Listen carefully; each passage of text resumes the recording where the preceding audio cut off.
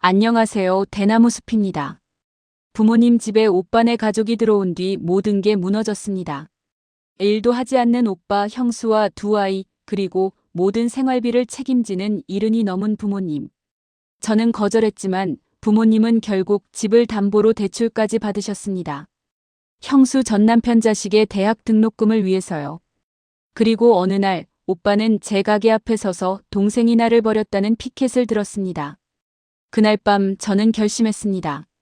이제는 더 이상 당하지 않겠다고요. 영상 시작 전 구독과 좋아요는 영상 제작에 있어서 큰 힘이 됩니다. 그럼 영상 시작하겠습니다. 제5장. 결말과 은혜의 선택.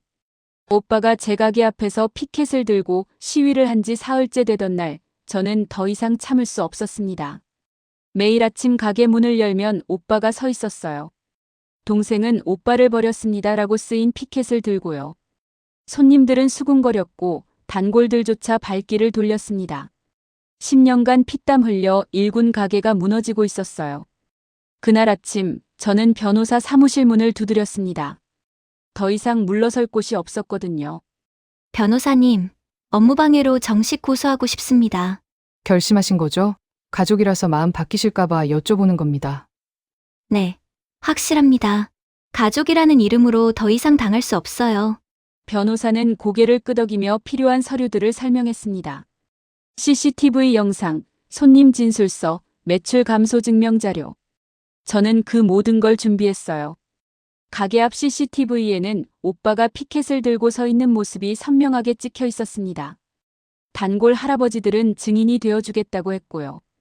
매출 장부를 보니 오빠가 나타난 후 매출이 45%나 줄어들어 있었습니다. 일주일 후 고소장이 접수됐습니다. 그날 저녁 오빠한테서 전화가 왔어요. 예상했던 일이었죠. 야, 박은혜! 내가 진짜 날 고소했어! 진짜! 목소리가 떨리고 있었습니다. 분노인지 두려움인지 알 수 없었어요. 네, 오빠, 고소했어요. 이 미친! 오빠를 고소해? 피부치를! 오빠가 먼저 제 가게를 망쳤잖아요. 저도 살아야죠. 나 감옥 갔다 온 거 알지? 또 전과 붙으면 어떡하라고! 그럼 오빠가 그러지 말았어야죠. 왜 또 범죄를 저지른 거예요? 오빠는 욕설을 퍼붓다가 전화를 끊어버렸습니다. 저는 떨리는 손으로 전화기를 내려놓았어요. 가슴이 두근거렸습니다. 제가 정말 오빠를 고소한 거예요.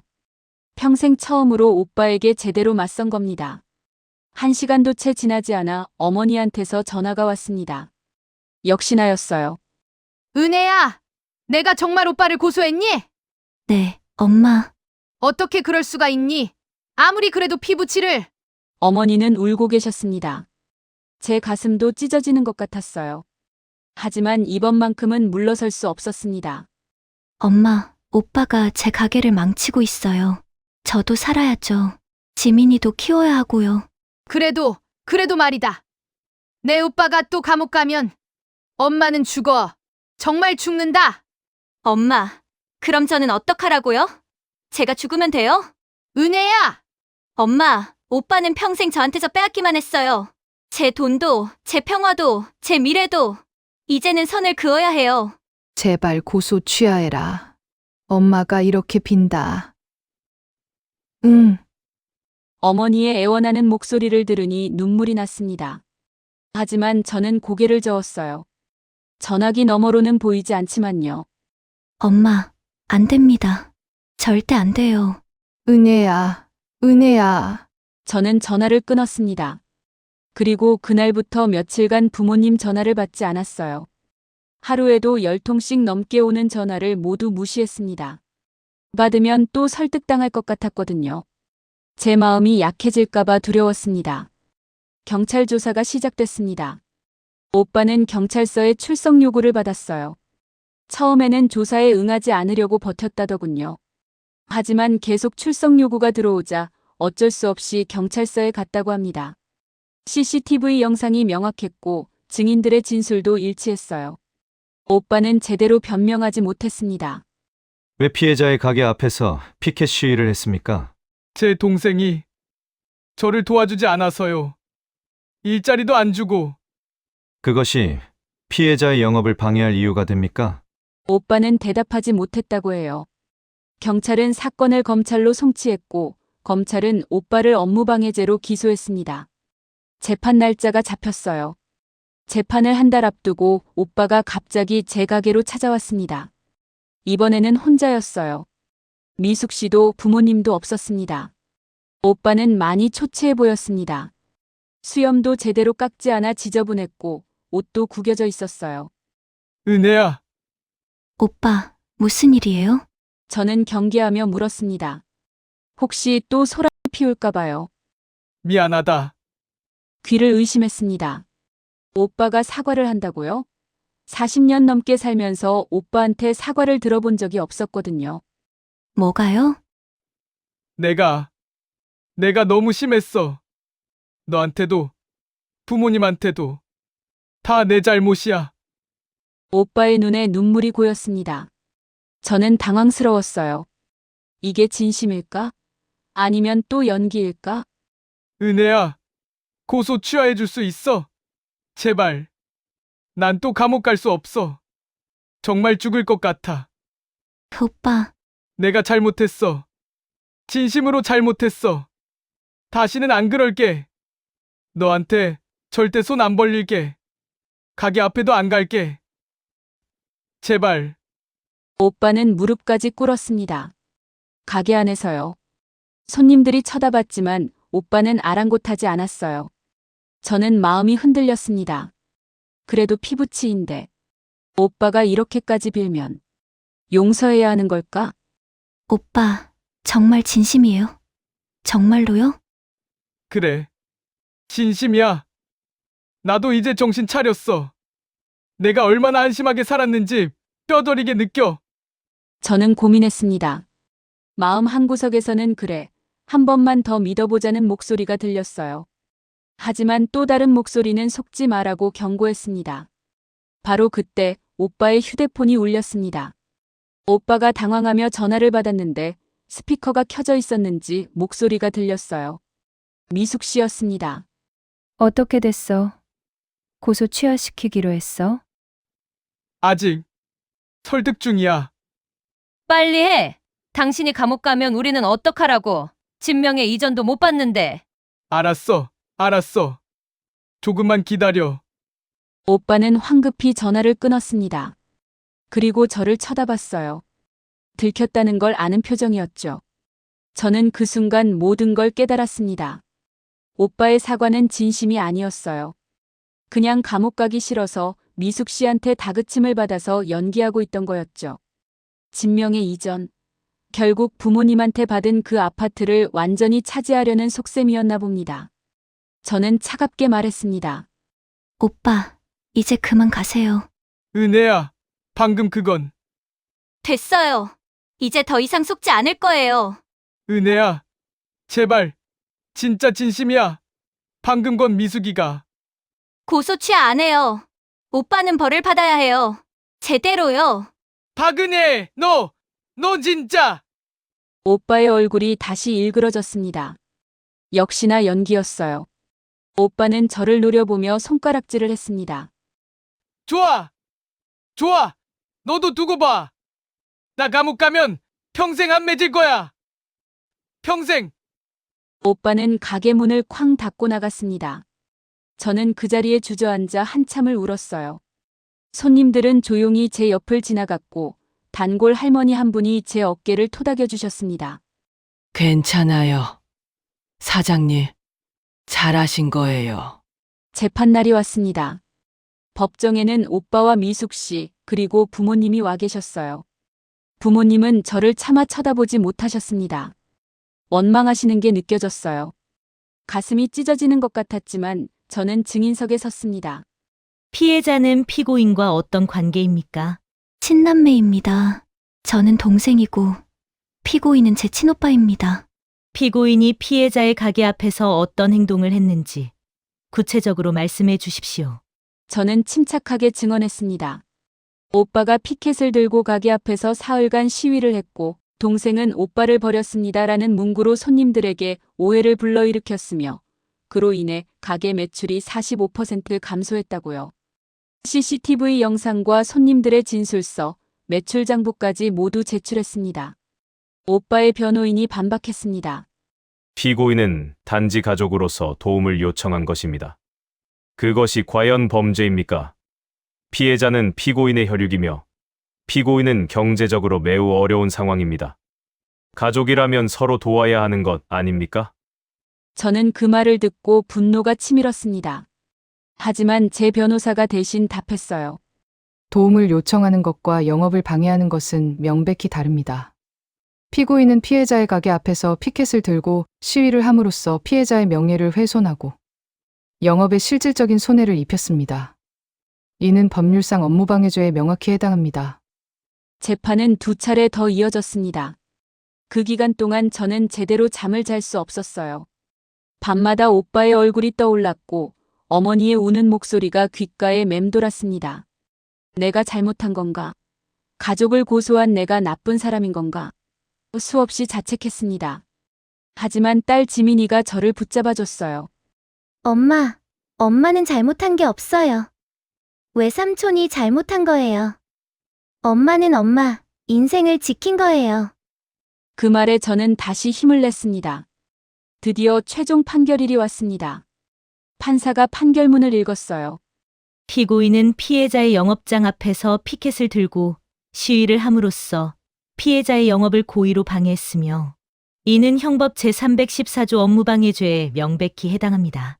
다만 피고인과 피해자가 가족 관계이고 피고인이 경제적으로 어려운 처지에 있으며 초범은 아니나 이번 범행에 대해 일부 반성의 의사를 보인 점을 참작하여 피고인에게 징역 6개월, 집행유예 2년을 선고합니다.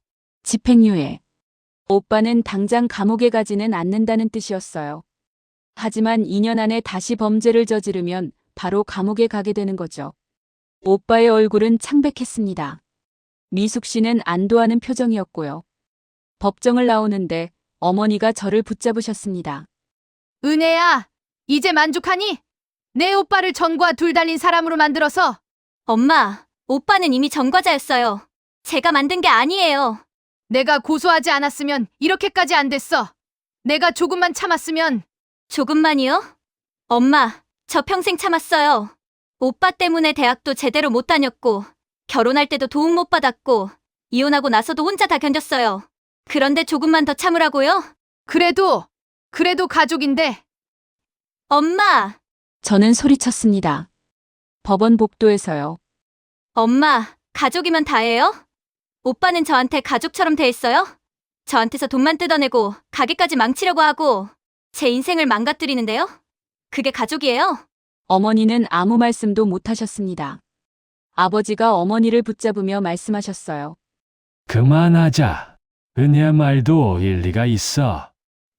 여보, 우리가 진술을 너무 감쌌어. 그래서 저렇게 된 거야. 아버지 목소리에는 후회가 묻어났습니다. 어머니는 더 이상 아무 말씀도 하지 않으시고 돌아서셨어요. 그날 이후로 저는 부모님과 연락을 끊었습니다. 너무 힘들었거든요. 가족이라는 이름으로 계속 희생만 강요받는 게 지겨웠어요. 석 달이 지났습니다. 어느 날 딸 지민이가 외할머니 댁에 다녀왔어요. 엄마, 할머니가 많이 편찮으셔. 뭐라고? 할아버지 말씀으로는 당뇨도 심해지고 무릎도 안 좋아지셨대. 근데 외삼촌네 가족이 계속 집에 있어서 제대로 쉬지도 못하신대. 저는 가슴이 철렁했습니다. 어머니가 아프시다니. 저는 망설이다가 부모님 댁으로 전화를 걸었어요. 엄마, 저예요. 은혜야, 엄마, 많이 편찮으시다면서요? 괜찮아. 나이 먹으면 다 아픈 거야. 엄마, 병원에는 가보셨어요? 응, 갔어. 약 먹고 있어. 어머니 목소리가 많이 약해져 있었습니다. 저는 눈물이 났어요. 엄마, 제가 갈게요. 모시고 병원 갈게요. 아니다. 괜찮아. 내 오빠가 있으니까. 오빠가 뭘 해드려요? 엄마 혼자 다 하시잖아요. 은혜야, 엄마는 괜찮으니까 너는 내일이나 잘해라. 어머니는 전화를 끊으셨습니다. 저는 그날 밤 잠을 이룰 수 없었어요. 다음 날 아침, 저는 부모님 댁으로 찾아갔습니다. 초인종을 눌렀더니 미숙 씨가 문을 열어줬어요. 어머, 은혜 씨, 웬일이에요? 어머니 뵈러 왔어요. 거실로 들어가니 어머니가 소파에 누워 계셨습니다. 얼굴이 많이 수척해지셨어요. 집안은 어질러져 있었고 설거지도 안 된 그릇들이 싱크대에 쌓여 있었습니다. 엄마, 은혜야, 갔니? 어머니는 힘없이 웃으셨습니다. 저는 어머니를 부축해 앉히고 혈압을 재봤어요. 혈압이 너무 높았습니다. 엄마, 당장 병원 가야 해요. 아니야, 괜찮아. 안 괜찮아요. 이렇게 높은 혈압으로는 위험해요. 저는 어머니를 부축해 차에 태웠습니다. 병원에 가서 검사를 받으니 의사 선생님이 심각한 표정을 지으셨어요. 보호자분, 환자분이 당뇨가 심각하고 고혈압도 위험 수위입니다. 제때 약을 복용하지 않으신 것 같은데요. 엄마, 약을 안 드셨어요? 까먹었어. 내 오빠네 식구들 챙기느라. 저는 가슴이 미어졌습니다. 오빠네 식구들 챙기느라 정작 당신 건강은 돌보지 못하신 거예요. 지금 당장 입원하셔야 합니다. 혈당도 조절하고 혈압도 낮춰야 해요. 어머니는 2주간 입원하셨습니다. 저는 매일 병문안을 갔어요. 그런데 오빠는 단 한 번도 오지 않았습니다. 아버지가 혼자 오셔서 어머니를 돌보셨죠. 아빠, 오빠는요? 네, 오빠는 바쁘다고 하더라. 바빠요? 뭐가요? 아버지는 대답하지 않으셨습니다. 저는 화가 났어요. 오빠는 어머니가 입원했는데도 오지 않고 여전히 부모님 집에 얹혀 살며 빈둥거리고 있는 거죠. 어머니가 퇴원하시는 날, 저는 아버지께 말씀드렸습니다. 아빠, 엄마를 우리 집으로 모실게요. 뭐, 엄마가 집에 가시면 또 오빠네 식구들 뒷바라지 하시다가 쓰러지실 거예요. 제가 모실게요. 은혜야, 내 엄마는 자기 집이 좋다고 하실 텐데. 아빠도 같이 오세요. 제가 두 분 다 모실게요. 아버지는 한참을 망설이시다가 고개를 끄덕이셨습니다. 알았다. 네, 엄마한테 얘기해 볼게. 저는 그날 집으로 돌아가 딸 지민이와 상의했습니다. 지민아, 할아버지 할머니를 우리 집으로 모시려고 하는데 괜찮겠니? 당연하죠. 엄마, 전 찬성이에요. 할머니가 편찮으신데 우리가 모셔야죠. 착한 딸이었습니다. 저는 작은 방을 치우고 부모님 방을 만들었어요. 침대도 새로 장만하고 어머니를 위한 혈압계와 혈당계도 샀습니다. 일주일 후 부모님이 저희 집으로 오셨습니다. 짐이 많지 않았어요. 오빠는 부모님이 떠나는 걸 막지 않았다고 합니다. 오히려 당연하다는 듯이 받아들였다고 하더군요. 부모님이 오신 첫날 저녁, 우리는 함께 식사를 했습니다. 어머니는 제가 차린 식탁을 보시며 눈물을 흘리셨어요. 은혜야, 엄마가 미안하구나. 엄마, 괜찮아요. 아니야. 엄마가 내 오빠만 챙기느라 너한테 못해줬지. 내가 얼마나 힘들었는지도 모르고. 엄마, 이제 그런 얘기 하지 마세요. 이제 엄마 아빠 건강만 챙기시면 돼요. 그날 밤 어머니는 저희 집 작은 방에서 편히 주무셨습니다. 오빠네 식구들 눈치 보지 않고 밥 차려줄 걱정 없이요. 한 달이 지났습니다. 어머니는 건강을 많이 회복하셨어요. 매일 약을 챙겨 드시고 지민이와 산책도 다니시고 얼굴에 생기가 돌아오셨습니다. 아버지도 편안해 보이셨어요. 그런데 어느 날 오빠한테서 전화가 왔습니다. 야, 박은혜! 부모님 어디 숨겨놨어? 숨긴 거 아니에요. 우리 집에 모시고 있어요. 뭐? 내가 무슨 권리로? 오빠가 제대로 모시지 않으니까 제가 모시는 거예요. 당장 부모님 돌려보내! 싫어요. 엄마가 오빠네 집에 계시다가 병원 입원까지 하셨어요. 더 이상 오빠한테 맡길 수 없어요. 오빠는 욕을 퍼붓다가 전화를 끊었습니다. 다음 날 오빠와 미숙 씨가 우리 집으로 찾아왔어요. 부모님, 우리 집으로 가요! 진수야, 엄마는 여기가 편하구나. 뭐가 편해요? 여기는 좁잖아요! 내 여동생이 잘 챙겨준다. 엄마는 여기 있을래. 안 돼요. 부모님은 저희가 모셔야죠. 미숙 씨가 소리쳤습니다. 그때 아버지가 말씀하셨어요. 진수야, 미수가. 나도 솔직히 말할게. 너희 집에 있을 때 우리가 너무 힘들었어. 너희 식구 5명 밥 해주고 빨래 해주고 우리 나이에 감당이 안 됐어. 아버지! 그리고 말이다. 내가 우리한테 얼마나 의지했는지 아니, 집도 사줬고 차도 2대나 사줬고 대출까지 받아가며 다 해줬어. 이제는 우리 좀 편하게 살게 해다오.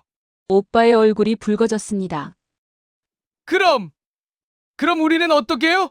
생활비는요? 내가 일해서 벌어야지. 아버지, 제가 전과자라고요. 일자리가 어디 있어요? 그건 내 문제야. 더 이상 우리한테 의지하지 마라. 아버지는 단호하셨습니다.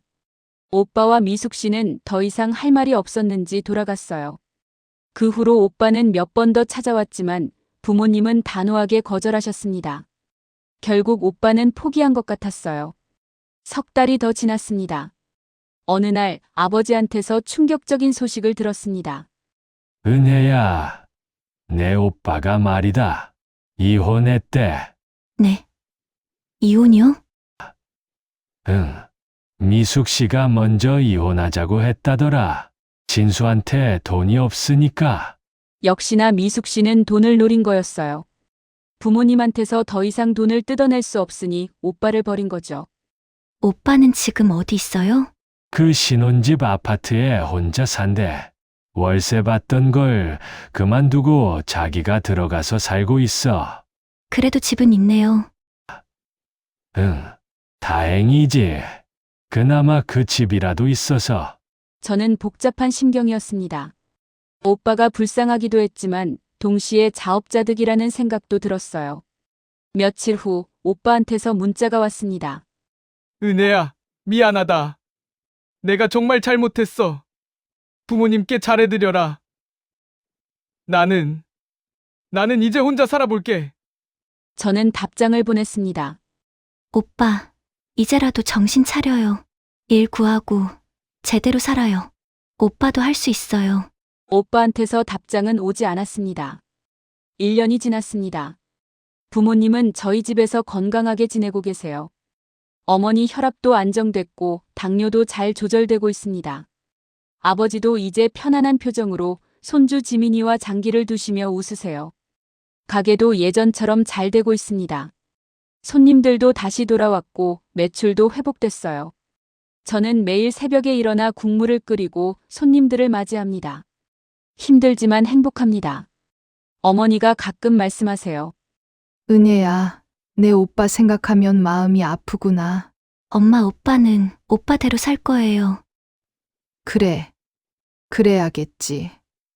엄마가 너무 오빠만 챙기느라 내가 힘들었지. 이제 다 지나간 일이에요, 엄마. 저는 어머니 손을 꼭 잡았습니다. 가족이라는 이름으로 평생 희생만 강요받았던 제 인생. 이제는 제가 행복해질 권리가 있다는 걸 깨달았어요. 오빠는 가끔 부모님께 안부 전화를 드린다고 합니다. 편의점에서 일하고 있다더군요. 많이는 못 벌어도 혼자 살 정도는 번다고 해요. 다행이었습니다. 저는 이제 알아요. 가족이라는 이름으로 무조건 희생할 필요는 없다는 걸요. 사랑도 중요하지만 내 삶도 소중하다는 걸요. 오빠도 언젠가는 깨달았으면 좋겠어요. 자기 인생은 자기가 책임져야 한다는 걸요. 오늘도 저는 새벽에 일어나 순댓국 국물을 끓입니다. 부모님이 주무시는 방에서 편안한 숨소리가 들려와요. 딸 지민이는 열심히 대학 공부를 하고 있고요. 이게 제 평범한 행복입니다. 누군가를 위해 희생하는 게 아니라 제가 사랑하는 사람들과 함께 만들어가는 행복이에요. 가족의 굴레에서 벗어난 지금 저는 비로소 숨을 쉴 수 있게 되었습니다. 그리고 오늘도 저는, 내일도 저는 제 삶을 살아갑니다. 이번 이야기는 여기까지입니다. 오늘의 얘기가 흥미로우셨다면 구독, 좋아요 부탁드릴게요. 다음 시간에 더 재미있는 이야기로 찾아뵙겠습니다. 감사합니다.